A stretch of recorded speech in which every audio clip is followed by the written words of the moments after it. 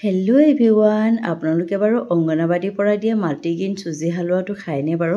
যিহেতু ঘৰত যদি প্ৰেগনেণ্ট মহিলা আৰু সৰু বাচ্চা থাকে তেতিয়াহে এই মাল্টিগ্ৰেইন চুজি হালোৱাবিধ দিয়া হয় আৰু বহুতে কয় যে এই চুজিবিধ খাবলৈ বেয়া। সেয়ে ভাবিলোঁ আজি আপোনালোকৰ ওচৰলৈ ৰেচিপিটো লৈ আহোঁ বুলি।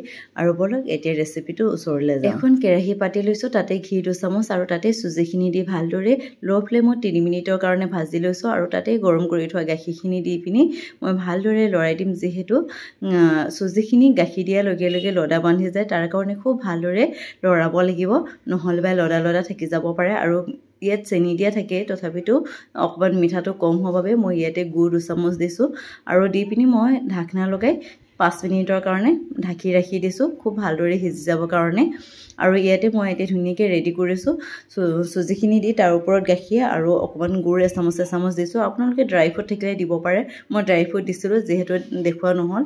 আৰু আপোনালোকে যি ফ্ৰুটছ আছে ওপৰত কাটি পিনি আপোনালোকে পৰিৱেশন কৰিব পাৰে। এনেধৰণে খাই চাব, যিসকলে খাই বেয়া পায় তেখেতলোকে খুব ভাল পাব। ভাল হৈছে এইটো অংগনবাদীৰ পৰা দিয়া চুজিটো, ভাল লাগিছে। আপোনালোকে নিশ্চয় এবাৰ ট্ৰাই কৰি চাব। খাই শেষ কৰিলানে? চাওঁ মানে টেষ্টি লাগিছে কি পুৰা খাই দিলোঁ। ভাল লাগে ন খাই?